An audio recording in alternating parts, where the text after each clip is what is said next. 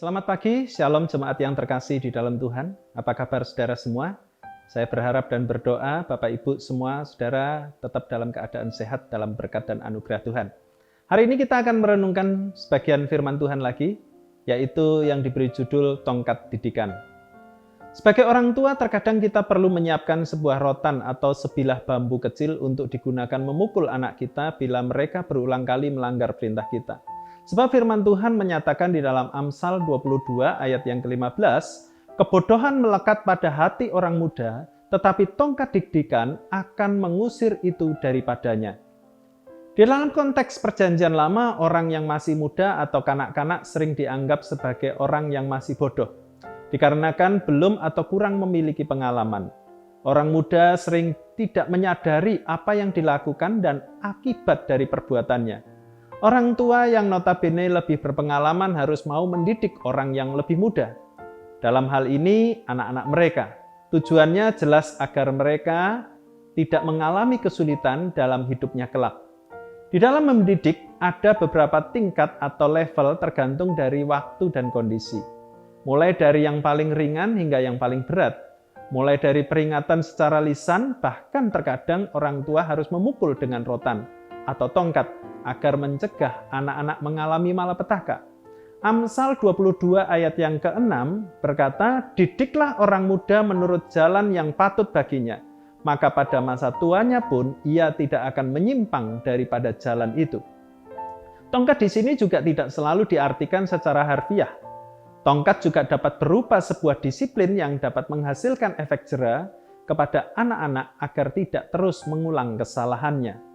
Selain itu, tongkat didikan dapat berguna bagi kehidupan anak-anak di kemudian hari, seperti nasihat Amsal 29 ayat yang ke-17.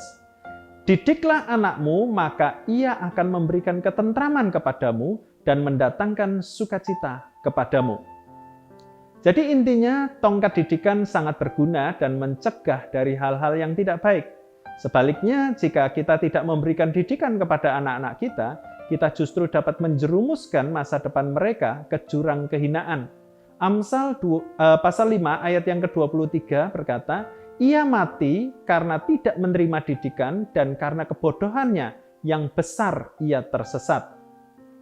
Saudara-saudaraku yang terkasih di dalam Tuhan, penerapan bagi kita hari ini, bila kita masih sebagai anak, jangan pernah menolak didikan. Bahkan jika kita sampai didisiplin pun, bersyukurlah karena kita diperingatkan. Jika kita sebagai orang tua, jangan segan untuk mendidik anak-anak kita. Tentu tidak dengan sembarang memukul anak kita. Kita harus tahu batasannya, seberapa pantas dia harus menerima pukulan. Tentu anak yang sudah beranjak remaja tidak pantas dipukul.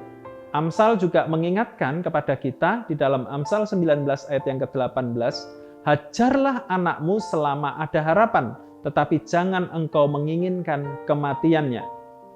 Saudara-saudara, mari kita renungkan firman Tuhan ini, supaya firman Tuhan ini sungguh-sungguh boleh menjadi berkat buat kita sekalian.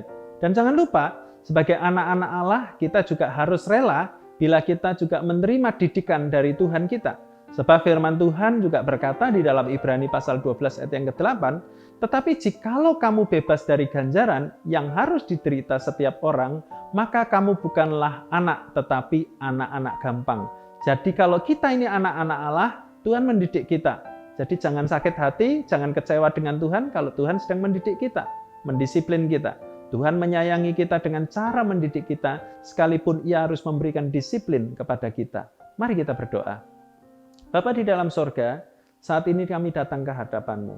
Kami sebagai anak-anak-Mu Tuhan, biarlah Tuhan juga mau mendidik kami, melatih kami, mendisiplin kami jikalau perlu, supaya kami boleh semakin hari semakin berkenan kepada-Mu Tuhan. Mari Tuhan, tolonglah kami, supaya kami boleh mengerti rencana dan kehendak-Mu di dalam kehidupan kami, biarlah kami boleh taat selalu kepada-Mu Tuhan. Terima kasih Tuhan, terima kasih.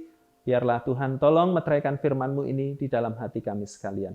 Dengarlah doa kami, dalam nama Tuhan Yesus kami berdoa. Amin. Tuhan Yesus memberkati saudara semua.